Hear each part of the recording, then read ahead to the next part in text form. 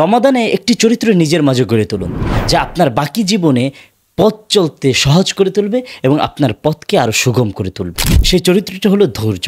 আপনি ধৈর্যের প্র্যাকটিস করুন, কেন ধৈর্য এমন একটা জিনিস, এই ধৈর্যটা যার মাঝে যত বেশি থাকবে সে ততটাই সফল কাম হবে, সফলতার সিঁড়িগুলো সে ততটাই দ্রুত অতিক্রম করতে পারবে।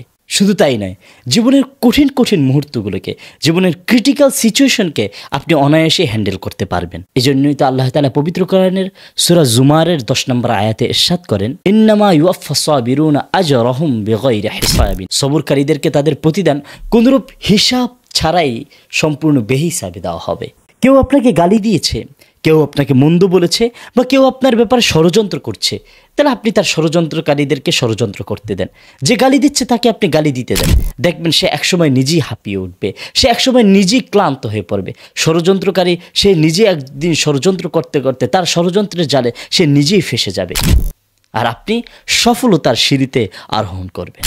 আপনি মানুষের সাথে রিভেঞ্জ নেবেন, আপনি মানুষের কাছ থেকে প্রতিশোধ নেবেন আপনার সফলতার মাধ্যমে।